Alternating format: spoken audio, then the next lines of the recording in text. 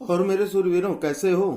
तो आज की क्लास में हम पढ़ेंगे कंपेयरिंग क्वांटिटीज यानी मात्राओं की तुलना। काफ़ी सारे बच्चों ने कहा कि इसके क्वेश्चन सॉल्व करने में बहुत प्रॉब्लम हो रहे हैं, या तो ये काफ़ी बड़े सॉल्व हो रहे हैं। तो इसलिए मैंने सोचा क्यों ना चलो ये चैप्टर ही सॉल्व करवा दिया जाए। और इसके पहले मैंने 5 क्वेश्चन इसके बता दिए हैं। उसकी लिंक आपको वीडियो के लास्ट में मिल जाएगी। जब ये पूरी वीडियो खत्म हो जाएगी तो वो 5 क्वेश्चन भी आप लास्ट में देख लीजिएगा। अभी फिलहाल चलो हम लोग शुरू करते हैं क्वेश्चन नंबर 6 से। और क्वेश्चन नंबर 6 दिया गया है कि एक लेखक एक पुस्तक के छपे मूल्य पर 7% रॉयल्टी पाता है। उस पुस्तक की 4,200 प्रतियां छापी गई। कितनी? 4,200 प्रतियां छापी गई। फिर तथा प्रत्येक पुस्तक का मूल्य 130 रुपए निर्धारित किया गया। यानी एक पुस्तक अगर 130 का है तो 4,200 पुस्तक का मूल्य क्या होगा? 4,200 गुणे 130। बताओ, ये बात सही है ना? फिर ये क्या कह रहा है कि उसे 7% की रॉयल्टी मिली। किस पर? कितने रॉयल्टी के रूप में धन धन प्राप्त होगा? और ये दिया गया है कि एक पुस्तक पर 7%, तो यानी इतने पुस्तक पर 7%, यानी ये हो जाएगा 7/100। बस यही हमें सॉल्व कर देना है। बताओ, बात आ गई समझ में? इसमें कोई दिक्कत है? ये तो बहुत ही आसान क्वेश्चन था। अब यहाँ पर इसको कट कर देंगे, इसको और इसको कट कर देंगे, और इसका हम मल्टीप्लाई कर देंगे। अब इसका मल्टीप्लाई करेंगे तो मल्टीप्लाई करके देख लीजिएगा, ठीक है? तो मल्टीप्लाई आ जाएगा कितना? 38,220 रुपए। ये हो जाएगा इसका आंसर। तो ये आसान क्वेश्चन था, मल्टीप्लाई कर लेना, ठीक है ना? अगला देखते हैं, क्वेश्चन नंबर 7। अब देखो क्वेश्चन नंबर 7 क्या है। क्वेश्चन नंबर 7 ये कह रहा है कि किसी वस्तु के बनाने में मजदूरी 25 रुपए तथा सामान खर्च 20 रुपए है। ठीक है, मजदूरी और कितना? सामान खर्च। देखो, मजदूरी और खर्च, तो मजदूरी पहले कितनी लगती है? 25 रुपए, ठीक है। और खर्च कितना है सामान का? 20 रुपए। यानी इसका टोटल मूल्य कितना हो जाएगा? इसका कुल मूल्य कितना हो गया? 45 रुपए। यानी यहां हम लिख देते हैं कुल मूल्य, ठीक है ना? कुल मूल्य तो कितना हो गया? ये 45 रुपए हो गया। फिर ये क्या कह रहा है? ये कह रहा है कि अगर मजदूरी 20% घट जाए, यानी ये मजदूरी जो थी ना, ये 20% घटा लो। 20% घटाने का मतलब क्या है? 80/100। बताओ, ये बात आई समझ में? 80/100, ये बात आई समझ में? क्योंकि 20% घटाया गया है, और घटाने का जब भी पूछेगा, जब भी कहेगा ना, तो उसको 100 में से ही घटाना। और जब बढ़ाने को कहेगा, प्रतिशत बढ़ाया गया, तो उसको 100 में ही बढ़ाना, ठीक है? घटाना बढ़ाना प्रतिशत का पूरा 100 में ही करना, ठीक है? तो यहां पर क्या हो जाएगा? इसको कर लो, 25 4 जा 100, 4 1 जा 4, 4 2 जा 8, ये हो गया 0। यानी ये तो हो गया 20 रुपए मजदूरी, ठीक है। फिर ये क्या कह रहा है कि सामान खर्च 25% बढ़ जाए। अब देखो, ये जो सामान खर्च है ये 20 था ना, और ये कितना बढ़ गया? 25% बढ़ जाए। तो ये अगर 25% बढ़ जाएगा तो कितना हो जाएगा? 125/100। बताओ, बात आई समझ में? तो 20 इक्के 20, 20 25 100, 5 इक्के 5, 5 25 125, यानी ये कितना आ गया? 25 आ गया। बताओ, ये बात आ गई समझ में? तो यहां पर देखो, घटने बढ़ने के बाद भी इनका मूल्य कितना? 20 और 25 कितना? 45। यानी दोनों तरफ ये क्या आ रहा है? 45 आ रहा है। ये समझ में आ गई बात? तो जब 45 आ रहा है तो ये पूछ रहा था कि वस्तु के खर्चे में कितने प्रतिशत की कमी हुई। तो जब कुछ कमी बढ़ी हुई ही नहीं तो हम क्या बताएं इसमें? तो यहाँ पर होगा क्या? जब कुछ नहीं घटा बढ़ा तो हो जाएगा इसका आंसर डी, यानी 0%। बताओ, बात आ गई समझ में? इस तरह से क्वेश्चन लगाओगे, बहुत तेज सॉल्व होंगे, ठीक है ना? प्रैक्टिस करके जाना। अगला क्वेश्चन देखते हैं, क्वेश्चन नंबर 8। क्वेश्चन नंबर 8 क्या दिया गया कि श्याम ने अपने वेतन का 40% दान कर दिया। ठीक है, कोई श्याम है, देखो सबसे पहली चीज देखो, कोई श्याम है पर उनका वेतन मान लो 100 रुपए था। कितना था? 100 रुपए। समझना, बुक से बिल्कुल भी नहीं देखना, ठीक है? मैं जितना बता रहा हूं उतना समझ लेना। देखो, एकदम हलवा हो जाएगा क्वेश्चन। कि यहाँ पर क्या है कि श्याम ने अपने वेतन का 40% दान किया। मान लेते हैं श्याम का वेतन जो था वो 100 रुपए था। अगर उसने 40% दान कर दिया तो उसके पास कितना बचा? 60% बचा ना। बताओ, अगर 100 रुपए था अगर वेतन, और उसने 40% दान कर दिया, ठीक है, तथा शेष वेतन का 10% बैंक में जमा कर दिया। यदि अब उसके पास 10,800 है तो उसका वेतन क्या है? यही तो बताना क्वेश्चन ना। क्वेश्चन दिख रहा है आपको?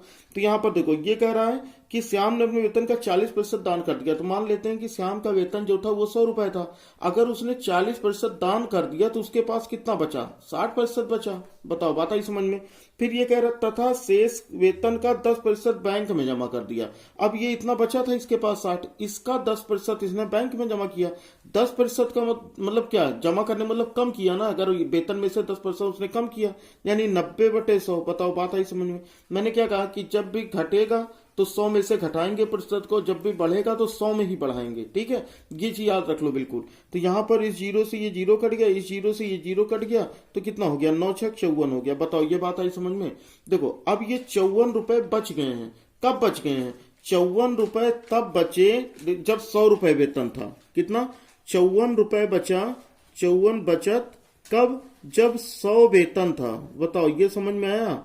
फिर क्या कह रहा है, अगर हम यहां देखें 1 रुपए कब बचता, 1 रुपए कब बचता, जब 100/54 वेतन होता। बताओ बात आई समझ में, जब 100/54 वेतन होता। उसके बाद ये कह रहा है कि कितना, 10,800। तो अगर 10,800 की बचत करनी है तो देखो अब यहां पर 100/54 गुणे 10,800, यही तो होगा। बात समझो, अगर ये इतनी बचत है तो हमने देखो 54 बचत कितने पे हुआ, 100 रुपए पे। 54 रुपए बचत कब हुआ, जब वेतन 100 रुपए था। तो 1 रुपए बचत कब होगी, तो जब हम 1 का निकालते हैं तो हम इधर भाग कर देते हैं, यही तो होता है। तो 100/54 हो गया। ठीक है, उसके बाद ये करा 10,800 बचत कब होगी, तो हम इधर 10,800 इधर किए हैं, तो 10,800 इधर भी, तो 10,800 का गुणा 1 से किया, तो 10,800 का गुणा हम 100/54 से भी कर देंगे। अब इसको काट लो, 54 इक्के 54, 54 दूना 108 और ये हो गया 0। अब 100 का 200 से गुणा करोगे तो कितना हो जाएगा, 20,000। यानी इसका आंसर कितना आ गया, 20,000। कौन सा ऑप्शन सही है, तो option C is the correct answer. बताओ बाबू, आसान था ना। तो इस तरह से क्वेश्चन करना, जो बुक में तुम्हारे दिया ना उस पर ध्यान नहीं देना कि वहां पर क्या समझाया गया, वहां समझने की कोशिश करोगे तो समझ में नहीं आएगा। ठीक है, और कोई क्वेश्चन का दिक्कत होगा तो वो भी बताना। ठीक है, कमेंट बॉक्स में बता देना। चलो आगे देखते हैं, क्वेश्चन नंबर 9।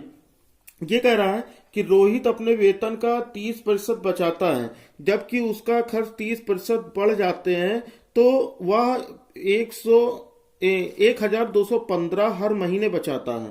ठीक है, तो उसकी मासिक आय क्या है। तो ये भी वही तो हुआ, सेम क्वेश्चन वैसा ही तो हुआ। यहां पर देखो, मान लेते हैं कि जो रोहित है ना उसका वेतन 100 रुपए है। कितना है, 100 रुपए। रोहित का वेतन कितना बाबू, 100 रुपए है। अब यहां पर ये क्या कर रहा है, वह 30% बचाता है। यानी अगर 30% बचाता है तो कितना खर्चा करता है, 70 खर्चा। 100 रुपए में अगर वो 30% बचा लेता है यानी 30 रुपए। 100 का 30% कितना होगा, 30 रुपए। यानी 100 में अगर वो 30 रुपए बचाता है तो खर्चा कितना करता है, 70 रुपए खर्चा करता है। जब उसके खर्चे 30% बढ़ जाते हैं, यानी यही खर्चा जो है ना, ये तो बचत है, यहाँ तो हमारा कोई मतलब नहीं, और ये हमारा खर्च है ना। ये कह रहा है कि अगर वो खर्च जो है 30% बढ़ जाए, यही खर्च हो 30% बढ़ा दो। क्या करना है, 30% बढ़ा दो। तो अगर इसका 30% बढ़ जाता है तो कितना हो जाएगा, तो ये 130/100 हो जाएगा। हम क्या बताएं, जब भी घटाएंगे तो 100 में घटाएंगे, बढ़ाएंगे तो 100 में बढ़ाएंगे। ठीक है ना, यहाँ इस जीरो से ये जीरो काट दो, इस जीरो से ये जीरो काट दो, तो 13 सत्ते कितना हो गया, 91। अब इसका खर्चा कितना हो गया, 91 रुपया हो गया। बताओ अब बात आई समझ में। 91 रुपए जब खर्चा करता है तब कितना बचेगा। देखो इसका वेतन तो यही था ना, और इसने अब कितना खर्चा किया, 91। तो 91 जब खर्चा किया तो अब बचत कितना हो गया, तो बचत कितना हो जाएगा, 100 माइनस 91, यानी 9 रुपए की बचत होगी। बताओ बात आई समझ में।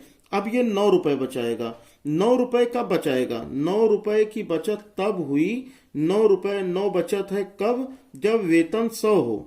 ठीक है, जब वेतन कितना हो, 100 हो। लेकिन यहां पर क्या कह रहा है, यहां पर 1,215 हर महीने बचाता है। तो एक बचत है जब 100 बचत है। ठीक है, एक बचत है जब 100 वेतन है, तो एक बचत कब होगी, 9 बचत है जब 100 वेतन है, तो एक बचत जब होगी तो 100/9 वेतन होगा। बताओ बात आई समझ में। जैसे पहला क्वेश्चन था बिल्कुल वैसा ही। फिर कितने का पूछ रहा है, 1,215 बचत कब होगी। अब देखो 1,215 का हमने इधर गुणा किया तो हम इधर भी गुणा कर लेते हैं, बस आ जाएगा।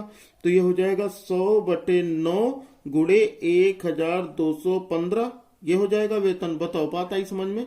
तो बहुत आसान है ना। यहां पर इसको अगर हम सॉल्व करें तो कितना हो जाएगा, 9 इक्के 9 और कितना बचा, 3 बचा, 9 त्रिक 27, 4 बचा, 9 बचे 45, यही तो बचा। यानी इसका वेतन कितना हो जाएगा, इसका वेतन हो जाएगा 13,500 रुपए, और ये हो जाएगा हमारा आंसर। कितना, कौन सा ऑप्शन है, option A is the correct answer. बताओ बात आ गई समझ में। बिल्कुल कुछ नहीं करना था, केवल हमें 100 पे मान के चलना है। ठीक है, जब भी प्रतिशत के क्वेश्चन आए तो उसको सीधा सीधा 100 मान के चलना। यहां पर इसने कहा कि 100 वेतन है, अब हम मान ले भैया चलो ठीक है 100 वेतन है, चलो ठीक है। अब उसने कहा कि 30 बचाता है, तो हम कहे ठीक है 30 बचाता है तो इसका मतलब 70 खर्चा करता होगा, तभी तो मिला के दोनों 100 हुआ। फिर ये कह रहा है खर्च 30% बढ़ा देता है, यानी ये खर्च पहले इतना करता था अब और बढ़ा देगा, तो 130/100 हो गया। जब भी बढ़ाएगा तो 100 प्लस होगा, जब भी घटाएगा तो 100 माइनस होगा। तो हमने यहां से घटा लिया, अब यहाँ 0 से 0 काट लिया, बस 91 हो गया। 100 रुपए वेतन है, 91 रुपए खर्च है, तो बचत कितना है भाई 100 माइनस 91, 9 रुपए बचत है। और 9 रुपए बचत कब है, जब 100 रुपए वेतन है। 9 रुपया का इसी 100 रुपये में तो 9 रुपया बचा रहा है ना, तो 9 रुपए के बचत कब है, जब 100 रुपए वेतन है। तो एक बचत कितना हो जाएगा 100/9। क्वेश्चन में हमसे पूछा 1215 बचत कब होगा, जब 100/9 गुणे 1215 होगा, तब इतना 13,500 रुपए का बचत होगा, इतनी वेतन होगी। बताओ बात आई समझ में? ठीक है, इसने कहा कि इतना बचत कब होगा, जब इतनी वेतन होगी। बात आ गई समझ में? अगर समझ में आ गई है बच्चा तो बहुत अच्छा है, नहीं समझ में आई तो दोबारा से जरूर देख लेना वीडियो, ठीक है। इस तरह के क्वेश्चन बिल्कुल भी नहीं छोड़ना है। इस तरह के क्वेश्चन और पेपर में आते भी हैं। अगर प्रीवियस ईयर पेपर उठाओगे ना, जो पिछले साल जो पेपर हुए थे उन सबके अगर 2-3 सालों का पेपर देखोगे तो उनमें इस तरह के क्वेश्चन जरूर मिलेंगे, ठीक है। चलो फिर अगला क्वेश्चन देखते हैं। अब ये देख लो क्वेश्चन नंबर 10, ये क्या कह रहा है? ये कह रहा है यदि किसी भिन्न का अंश 20% बढ़ा दिया जाए तथा इसका हर 10% घटा दिया जाए तो भिन्न का मान 16/27 हो जाता है, ठीक है। तो भिन्न का वास्तविक मान बताओ। अरे ठीक है बाबू, समझ गए हम कि ये कह रहा है कि मान लेते हैं वो भिन्न जो है वो कितना है, x/y है, ठीक है, x/y है। ये कह रहा है कि अगर अंश 20% बढ़ा दो यानी 120% कर दो। बताओ ये बात आई समझ में? हम क्या कहें, जब भी घटाने को कहेगा तो 100 में से घटा देना, जब भी बढ़ाने को कहेगा 100 में बढ़ा देना। अब ये कह रहा है इसका हर 10% घटा दो यानी 90% हो गया। बताओ ये बात आई समझ में? अब ये कितना हो जाएगा कि तो भिन्न का मान 16/27 हो जाता है। लो 16/27 लिख दिया, ठीक है। अब इस प्रतिशत से प्रतिशत काट दो, कोई मतलब है नहीं। इस 0 से ये 0 काट दो। बताओ बात समझ में आ रही? 3 त्रिका 9 और ये 3 चौक 12, ये भी कट जाएगा। बताओ समझ में आया? तो x/y बराबर कितना हो जाएगा, यहां से हो जाएगा 16/27 था, 3 इधर भाग है तो इधर गुणा हो जाएगा, ये इधर गुणा है तो इधर आएगा तो भाग हो जाएगा। बताओ बात आ गई समझ में? तो यहाँ 4 × 4, 4 चौक 16, 3 × 3, 3 9 27, यानी कितना हो जाएगा 4/9, यानी 4/9 हमारा आंसर आ जाएगा, यानी ऑप्शन ए बिल्कुल करेक्ट है। बताओ समझ में आया कि नहीं आया? तो इस तरह के क्वेश्चन देखो बिल्कुल भी टाइम नहीं लग रहा है। क्या बताएं, अभी तक 10 क्वेश्चन हो गए और कितने 10 मिनट केवल लगे। तो 10 मिनट में यानी एक क्वेश्चन पे केवल कितना टाइम देना है, 2 मिनट का टाइम देना है। चलो अगला question, question number 11। Question number 11 क्या दिया गया है कि दो संख्याएं किसी तीसरी संख्या से क्रमशः 30% और 40% कम है, तो दूसरी संख्या पहली संख्या से कितना कम है, यही तो बताना है। तो ठीक तो है, यहां पे भी कुछ नहीं। मान लो 3 संख्याएं कौन कौन है, ये पहली संख्या, ये दूसरी संख्या, ये तीसरी संख्या, ठीक है। अगर मान लो ये कहा तीसरी संख्या 100 है, पहली संख्या इससे 30% कम है, तो कितना हो जाएगा 70 हो जाएगा। 30% कम कितना 70, ठीक है। और दूसरी 40% यानी 40% कम तो बराबर 60। बताओ बात आई समझ में? अब ये पूछ रहा है कि तीसरी संख्या से कम से इतना कम है, तो दूसरी संख्या पहली संख्या से, दूसरी संख्या देखो, दूसरी संख्या पहली संख्या से कितना कम है, 10 कम है ना। दूसरी संख्या पहली संख्या से कितना कम है, 10 कम है, ठीक है। और ये कितना कम है, तो इसका प्रतिशत निकालना है, तो कितना हो जाएगा 10/70 गुणे 100। बताओ बात आई समझ में? ठीक है। दूसरी संख्या पहली संख्या से, तो दूसरी संख्या और पहली संख्या में अंतर 10 का है। पहली संख्या से, तो पहली संख्या 70 है, इसलिए हम हर में 70 रखेंगे, ठीक है। तो यहां पर हमारा इस 0 से ये 0 कट जाएगा, हो जाएगा 100/7। ये हो गया आंसर, कितना हो जाएगा 100/7%। अब इसको चाहे मिक्स में लिख लो तो हो जाएगा 14/98 और 14 सही 2/7%। ये हो जाएगा हमारा आंसर, यानी कौन सा ऑप्शन है, D option is the correct. बताओ समझ में आया? समझ में आ गया? तो इस तरह के क्वेश्चन बिल्कुल आसानी से लग जाएंगे, बिल्कुल भी टेंशन नहीं लगना कि इस तरह के क्वेश्चन में कोई भी प्रॉब्लम होने वाली है, ठीक है। चलो अगला क्वेश्चन देखते हैं, क्वेश्चन नंबर 12। देखो 12 क्या कह रहा है कि यहां पर किसी मजदूर की प्रतिदिन की मजदूरी 20% बढ़ा दी जाती है, परंतु उसके द्वारा किए जाने वाले कार्य के घंटे 20% कम कर दिए जाते हैं। यदि वास्तव में 200 प्रतिदिन मजदूरी लेता था, तो अब उसकी मजदूरी कितनी है। ये भी बहुत सही है। अब यहां पर सेम वैसा ही क्वेश्चन क्या कहा, सबसे पहले क्वेश्चन की एक एक चीज देखना, एक एक चीज पढ़ लेना पहले, ठीक है। ये कह रहा है किसी मजदूर की प्रतिदिन की मजदूरी 20% बढ़ा दी जाती है, कब? जब वास्तव में यह 200 रुपए मजदूरी लेता हो। कितना लेता था? 200 रुपए इसकी मजदूरी थी। कितनी थी? 200 रुपए मजदूरी थी। फिर ये कह रहा है इसकी मजदूरी तो 20% बढ़ा दी जाए। तो अगर मजदूरी 20% बढ़ा दो बाबू, ठीक है, मजदूरी 20% बढ़ा दो, तो ये 200 गुणे 120/100 नहीं ना हो जाएगा? बताओ, अगर 20% मजदूरी बढ़ाए हो, अभी हम बार बार क्या कर रहे हैं कि जब बढ़ाओगे तो क्या करोगे, 100 में प्लस करोगे, और जब घटाओगे तो 100 में ही माइनस करोगे, और कहीं नहीं लेके जाना है। तो यहाँ इस जीरो से ये दोनों जीरो काट दो, तो 12 दूना 24, यानी इसका जो नया वेतन हो जाएगा, जो नई मजदूरी हो जाएगी, वो 240 हो जाएगी। पहले 200 थी, अब 240 हो गई। बताओ, बात आई समझ में? बात आ गई समझ में? ठीक है, बात आ गई समझ में भैया। अब अगला देखते हैं। अब ये कह रहा है कि लेकिन यहां पर उसके द्वारा किए जाने वाले कार्य के घंटे 20% कम कर दिए जाते हैं। मान लो बाबू कि पहले वो 1 घंटा काम करता था। पहले जब वो 1 घंटा काम करता था तो उसको 200 रुपए मजदूरी मिलती थी। अब वो 1 घंटे में 20% कम कर दो, 1 घंटे में 20% कम कर दो, तो 20% कम का मतलब क्या है? 80/100। बताओ, बात आई समझ में? 80/100। तो यहां इस जीरो से ये जीरो काट दो, 2 चौक 8, 2 पंचे 10, यानी अगर वो 4/5 घंटे काम करता है तो उसे 240 रुपए मिलते हैं। बताओ, बात समझ में आई? बताओ, बात समझ में आई? तो अब उसकी मजदूरी क्या है, यही तो बताना। अब उसकी मजदूरी क्या है, यानी अब उसकी मजदूरी क्या मिलेगी? तो ठीक है, अगर ये 204 इसको मिलता था, कब? 240। देखो 240, यहां पर देखो, अगर यहां पर 200 रुपए 1 घंटे के लिए मिलता था, 240 रुपए ज्यादा घंटे के लिए मिले। बताओ, यही चीज समझ में आया कि नहीं आया?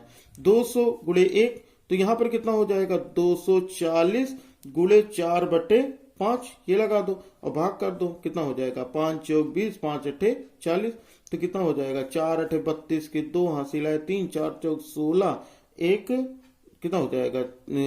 19, ठीक है, यानी 4 चौक 16, 3 19, 192। तो यानी अब उसकी नई मजदूरी जो होगी वो 192 रुपए होगी, यानी ऑप्शन बी सही होगा। बताओ, बात आई समझ में? बात आगे समझ लो। कुछ नहीं करना था, पहले उसकी मजदूरी 200 रुपए थी, तो मान लेते हैं वो 1 घंटा काम करता था। फिर उसकी सैलरी जो है, वेतन जो है, उसकी मजदूरी वो 20% बढ़ा दी गई, यानी 200 का 120 कर दिए, ठीक है। तो यहां से हमारा आ गया, अब इसकी नई मजदूरी 240 रुपए हो गई। पहले वो 1 घंटा काम करता था, अब उसका काम के घंटे भी कम कर दी, 20% की कमी कर दी गई, तो यानी 80/100 हो गया। तो इसको हमने सॉल्व किया तो कितना? 20 चौक 80, 20 पंचे 100, यानी अब 4/5 घंटे, यानी 1 घंटे का 200 रुपए मिलता था, तो 5/4 घंटे का कितना? 240। तो दो इसकी वेतन हम निकाल लेंगे, ठीक है। वास्तविक मजदूरी कितनी? तो 240 गुणे 4/5 कर लेंगे, इसकी वास्तविक मजदूरी आ जाएगी। इसको डिवाइड किया 240 को 5 से, तो 48, 48 गुणे 4 किया तो 192, ऑप्शन बी आ गया, ठीक है। तो इस तरह के क्वेश्चन बिल्कुल लिखने में वहां टाइम ना वेस्ट करना। अगला क्वेश्चन देखो, अगला क्वेश्चन क्या दिया गया? अगला क्वेश्चन दिया गया है कि दो संख्याओं का योग 900 है। ये तो बहुत अच्छी बात है, दो संख्याओं का योग 900 है तथा उनमें से एक संख्या दूसरे की 80% है, तो संख्याओं का अंतर क्या होगा? ऑप्शन भी देख लो, 80, 100, 120, 125, इसी ऑप्शन से भी लग सकता है, लेकिन मैं ऑप्शन से नहीं बताऊंगा। यहां पर क्या है कि दो संख्याओं का योग 900 है। कब है योग 900? जब एक संख्या दूसरे की 80%। अच्छा, मान लेते हैं एक संख्या अगर 100 है, एक संख्या अगर मान लेते हैं कि वो कितना है? 100% है, और उसमें दूसरी संख्या जो है वो कितना है? 80% है। बात समझना, एक संख्या 100 है और दूसरी संख्या 80 है, ये मान लो। चलो, एक संख्या 100 है, दूसरी संख्या 80 है, यही तो कह रहा है, दूसरे की 80%, तो 100 का 80% 80 तो होगा। इन दोनों का योग जो है वो 900 है, यानी कितना? 180, 100 + 80 = 900। बताओ, बात आई समझ में? तो एक बराबर कितना हो जाएगा? 900/180। बताओ, बात आई समझ में? 0 0 काट लो, 18 पंचे 90, यानी 1 बराबर 5 के। फिर आगे क्या कह रहा है? उन संख्याओं का अंतर क्या होगा? तो 100 - 80 करोगे, कितना हो जाएगा? यही संख्याओं का योग 900 था, तो यही संख्याओं का अंतर कितना हो जाएगा? 100 - 80 करोगे, कितना हो जाएगा? 20। बताओ, बात आई समझ में? तो 20 कितना हो जाएगा? इधर 20 हुआ तो इधर भी 20 से गुणा कर दो, तो कितना हो जाएगा? 20 पंचे 100, यानी ऑप्शन हमारा कौन सा सही होगा बाबू? 20। लो, आंसर आ गया इसका भी, ठीक है ना। तो इस तरह क्वेश्चन में बिल्कुल कोई प्रॉब्लम नहीं, अभी कंफ्यूज हो रहे हो? फिर से एक बार देख लो। ये कह रहा है कि दो संख्याओं का, मान लिया हमने कि पहली संख्या 100 है और दूसरी संख्या ये कह रहा है कि उसमें से एक संख्या दूसरे की 80% है, तो मान लो ये दूसरी है, यही पहली है, क्या करना है, ठीक है। तो यहाँ पर ये इसका 80% है, तो यानी 80 हो जाएगा। 100 का 80% 80 है तो होगा ना। तो यहाँ पर 100 और 80 जोड़ेंगे तो कितना हो जाएगा, 180, और इनका योग 900 है तो 900 कर लिया। अगर 180 बराबर 900 है तो एक बराबर कितना, 900 बटे 180। ये बात समझ में आ रही ना। तो यहाँ पर एक बराबर 5 हो गया। फिर इसने कहा इन दोनों का अंतर क्या होगा, तो 100 माइनस 80 कितना होता है, 20। तो एक बराबर 5 है तो 20 पंचे 20 बराबर 100 हो जाएगा। बस बात खत्म, ठीक है। दोबारा से देखना, बहुत अच्छे से समझ में आ जाएगा, बहुत ही आसान क्वेश्चन है। तो कितनी आसानी से सारे क्वेश्चन सॉल्व हो जा रहे हैं, ठीक है बाबू। चलो अगला क्वेश्चन देखते हैं। देखो अगला क्वेश्चन नंबर क्या दिया गया, 14। क्वेश्चन दिया गया है, किसी गोले की त्रिज्या 2% बढ़ा दी जाती है, इसके क्षेत्रफल में कितने वृद्धि होगी। ऑप्शन के हिसाब से ये क्वेश्चन अगर गोले के हिसाब से लगाएंगे तो गलत हो जाएगा। यहां पर गोले की जगह वृत्त समझो, ठीक है, गोले की जगह वृत्त समझो। ये पता है ना कि वृत्त की त्रिज्या कितनी होती है, पाई आर स्क्वायर। ये तो पता है वृत्त की त्रिज्या कितनी होती है, पाई आर स्क्वायर, यही तो होता है। तो अगर हम मान लेते हैं कि कोई गोला है, ठीक है, और उसकी जो प्रारंभिक त्रिज्या थी शुरुआत में, देखो ये हो गई प्रारंभिक त्रिज्या, ठीक है, यानी मान लो कि R2 है, ये कितना है, R2 है, और ये हो गई इसकी अंतिम त्रिज्या, ठीक है, ये हो गई अंतिम त्रिज्या, मतलब बढ़ने के बाद जो होगी वही अंतिम त्रिज्या। तो ये मान लो कि R2 है। बताओ अगर हम मान लेते हैं कि प्रारंभिक त्रिज्या जो 100 थी, देखो क्या कह रहा है, और 2% बढ़ा दी गई, यानी आप कितना हो जाएगा, 102 हो जाएगा। बताओ ये बात आई समझ में, यहां तक बताओ कोई दिक्कत है, यहां तक समझ में ना आया हो तो बताओ, समझ में आ गया होगा ना। तो यहां पर ये क्या कह रहा है, तो इसका कितना, इसका क्षेत्रफल कितना हो जाएगा, इसका क्षेत्रफल, देखो हमको ये पता है ना कि वृत्त का क्षेत्रफल कितना होता है, पाई आर स्क्वायर।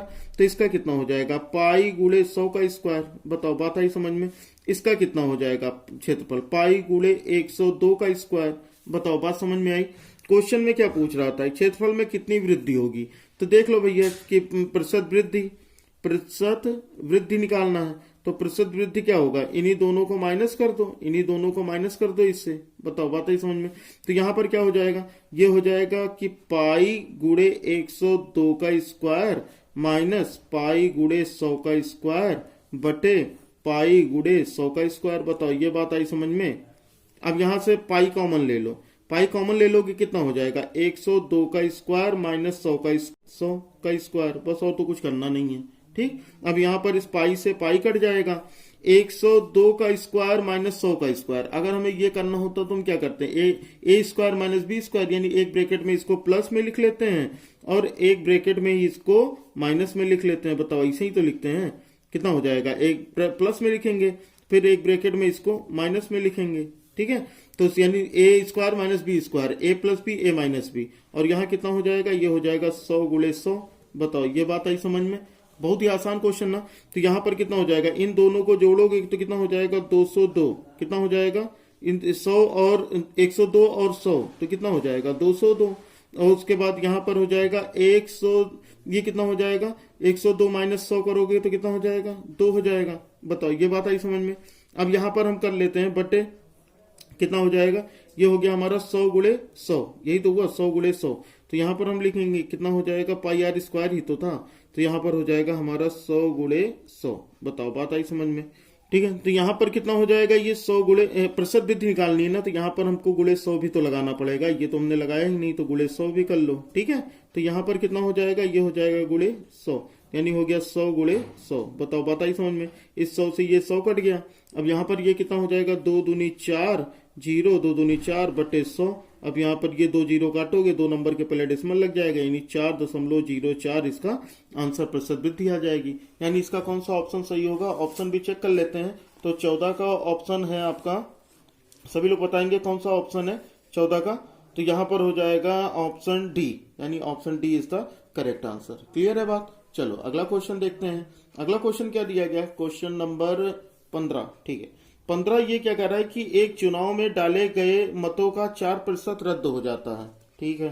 कितना रद्द हो जाता है, 4%। फिर यहाँ पर ये क्वेश्चन है कि एक प्रत्याशी वैध मतों का कुल 55% प्राप्त करता है तथा दूसरे प्रत्याशी से 240 मतों से जीत जाता है, तो कुल मतों की संख्या क्या है। तो ठीक है, यहाँ पर हम सबसे पहले हम मान लेते हैं कि जो कुल मत है ना वो 100 है। जैसा कि मैंने इसके पहले जो क्वेश्चन बताए थे वो इस तरह का क्वेश्चन बता चुका हूँ, बिल्कुल वही पैटर्न हमको यहाँ पर यूज करना है।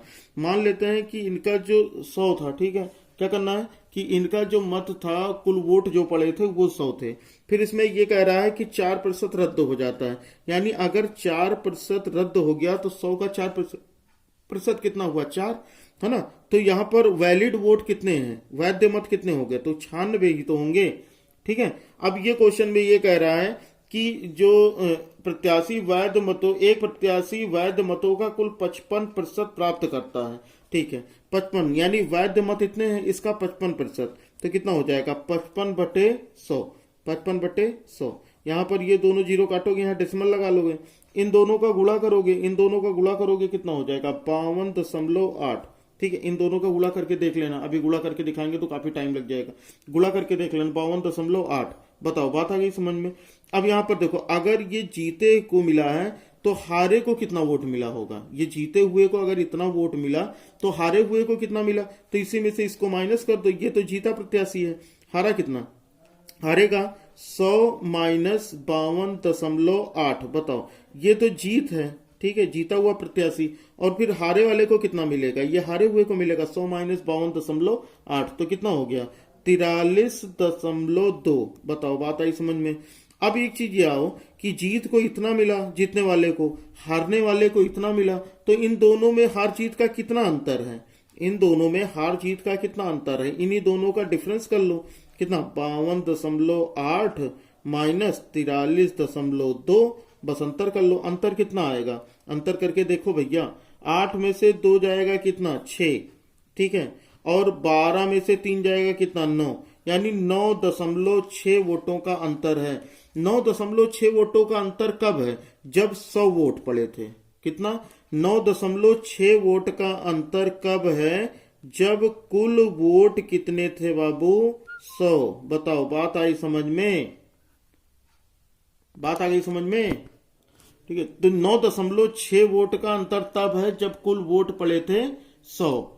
अभी क्या करना है, हमें कितने का बताना है, हमें बताना है कितने का अंतर था इनमें। देखो कितने मत से जीता, 240, तो एक का अंतर कितना होगा, एक का अंतर कितना होगा, एक का अंतर हो जाएगा 100/9.6 वोट। बताओ, बात आई समझ में। तो कितना 240 का अंतर पूछ रहा है ना, 240 वोटों से जीता है, तो इसका अंतर कितना 240 से अगर हम इधर गुणा कर रहे हैं तो इधरों गुणा कर लेते हैं, तो कितना हो जाएगा 100/9.6 गुणे 240। बताओ, बात आई समझ में। अब यहां पर हम क्या करेंगे, ये डेसिमल हटाओ, ये जीरो लगा लो, ठीक है, 24 इक्के 24 कितना हो जाएगा 24 इक्के 24, और ये जीरो लगा लो, और कितना हो जाएगा 24 चौका 96, 4 इक्के 4, 4 पैसा हम 100, ये हो गया जीरो, यानी कितना हो जाएगा आंसर, ये हो जाएगा 2500, यानी कुल वोट कितने हो गए 2500। बताओ, बात आई समझ में। तो इस तरह से क्वेश्चन सॉल्व करना, सारे क्वेश्चन बहुत ही आसानी से लग जाएंगे। आगे के मैं और भी क्वेश्चन बताऊंगा, ठीक है। तो बच्चों, अगर वीडियो अच्छी लगी हो तो वीडियो को लाइक कर दो, और चैनल पर नए हो तो सब्सक्राइब कर बेल आइकन जरूर प्रेस कर लो, क्योंकि अब टाइम बचे हैं बहुत कम और तैयारी करनी है बहुत ही ज्यादा, ठीक है। और अगर कोई भी क्वेश्चन नहीं समझ में आया तो वीडियो दोबारा से देखना, ठीक है, तिबारा से देखना, तब भी नहीं समझ में आता है तो टेलीग्राम का लिंक डिस्क्रिप्शन में दिया गया है, वहां पर टेलीग्राम ज्वाइन कर लो और वहां पर डायरेक्टली आकर मुझसे क्वेश्चन पूछ सकते हो। तो चलो, उम्मीद करता हूं अच्छी लग गई होगी वीडियो और समझ भी आ गए होंगे क्वेश्चन। बहुत ही जल्द एक नई वीडियो के साथ मिलता हूं, तब तक बच्चों पढ़ते रहो, बढ़ते रहो। जय हिंद, वंदे मातरम।